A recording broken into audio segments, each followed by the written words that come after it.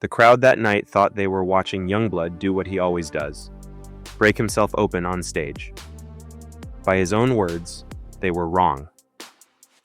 What happened after that performance, alone, he would not reveal until July 1st.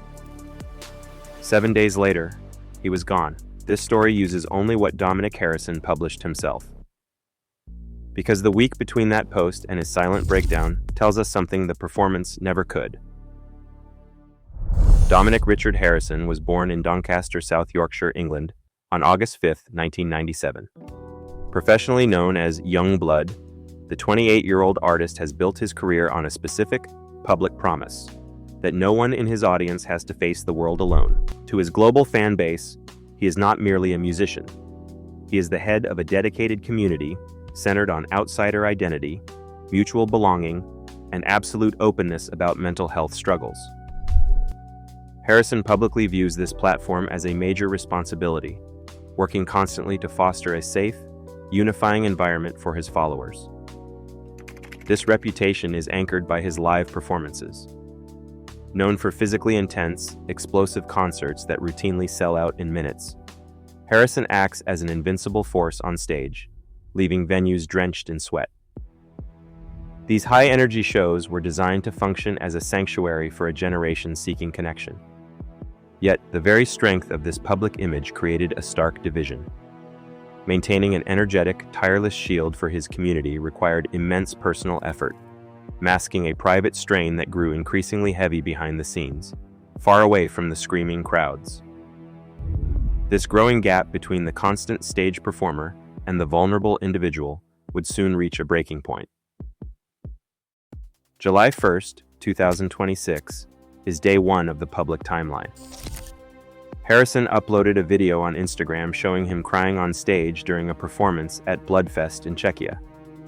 The post, which was quickly reported by E! News, began with the words, "Warning, truth incoming. Please read." In his own published words, Harrison wrote, "To be truthful.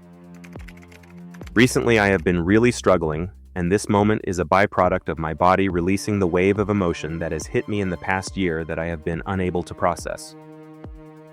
He explained that while he felt elated immediately after leaving the stage, the reality of his mental state caught up with him shortly after. He wrote, "20 minutes later, when I was in the shower on my own, I had a breakdown." In the same statement, Harrison directly addressed the external pressures contributing to this state, pointing to the online environment surrounding his career. He wrote, "The amount of hate and disbelief around me from strangers on the internet or bitter musicians really weighs on my heart." This post was the first public indication of the severe strain behind the energetic stage persona, speaking directly to his community rather than through a public relations filter. Within hours, the post gained massive traction, generating over 1 million reactions. It also drew immediate public support from metal veterans Scott Ian of Anthrax and Gary Holt of Exodus, who left encouraging comments on his page. While the fanbase rallied online, this raw disclosure initiated a quiet week, leaving the immediate future of his scheduled performances entirely uncertain. From July 2nd through July 7th, the official public record surrounding Harrison went completely quiet. This period, spanning day 2 through day 7 of the timeline, presents a blank space. There are no documented public statements, social media updates, or press releases from the artist or his team during these 6 days. In a media environment built on constant updates, this stretch remains an acknowledged unknown. Rather than filling this gap with speculation or assuming what occurred behind closed doors, the documented record simply stops. Online, the quiet did not mean inactivity. Fans continued to flood his July 1st post with supportive messages, keeping the community active while the artist himself remained offline. Yet, behind the scenes, a logistical countdown was ticking. Harrison was still scheduled to perform at the Cowboys Music Festival in Calgary on July 12th.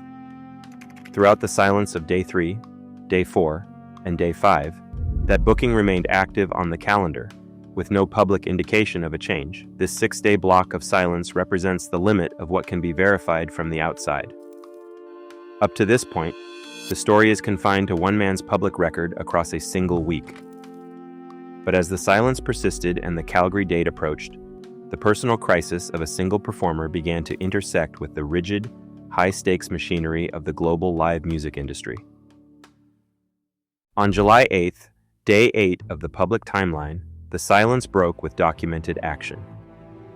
Harrison's management team released an official statement announcing his withdrawal from his scheduled appearance at the Cowboys Music Festival in Calgary on July 12th. The team statement read, "Reluctantly, we have made the decision as a team to pull Yungblud from the Cowboys Music Festival in Calgary this Sunday. We are sorry for any disappointment this may cause. These are not decisions we take lightly." At the same time, Harrison published a personal update confirming his current location and his immediate focus. In his own words, he stated, "I'm currently in a place where I'm working on myself and taking time off at home in the UK. I'm taking this extremely seriously and facing head-on what's going on for the good of the long term. I will never take any of this for granted, and I will see you all soon. I love you all."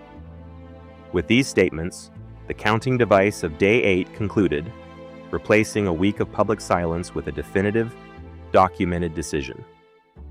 It established a necessary pause for an artist whose career has been defined by constant, high-energy output, choosing long-term wellness over immediate industry demands. While his recovery remains a private matter with no public timeline, this choice keeps a sense of hope intact, proving that even those who build sanctuaries for others must sometimes step back to heal. For anyone struggling with mental health, crisis support lines are available in many regions, as shown on screen now. Please share your thoughts respectfully in the comments on how festival culture should address performer burnout. If you appreciate detailed, respectful storytelling, please subscribe. This decision took place within a broader industry context. In modern music, touring has become the dominant revenue engine, making live performances the primary source of income for major artists. Because of this, pulling out of a festival on short notice carries immediate financial impact, affecting ticket sales, merchandising, and insurance premiums. Apart from economics, the industry has seen a growing public pattern of performers pausing their tours to prioritize mental health. This occurs alongside documented challenges with online abuse directed at artists across all genres. While these pressures are well documented, they serve as background context rather than a direct explanation for one individual's experience. What occurs in his private life remains his own, but the systemic environment surrounding modern performers is undeniably demanding. Choosing to walk away from a major festival appearance prioritizes personal survival over public branding. It is a quiet rejection of the unforgiving schedule demanded by the live music market. Currently, no return date has been announced, and the immediate future remains unresolved. Yet Harrison's documented words, focusing on the good of the long term, point toward endurance rather than retirement. His absence leaves behind a larger systemic question. How should festival culture and the wider music industry respond when the human cost of continuous performance becomes too high? For now, there is no projected timeline for his return. The future is left entirely open, defined not by tour dates or industry expectations, but by the slow, necessary process of recovery. As we display these vital mental health resources, Harrison's experience reminds us that the boundary between stage persona and human limit is real. How should festival culture treat performer burnout? Share your thoughts respectfully below. Subscribe for more in-depth documentaries.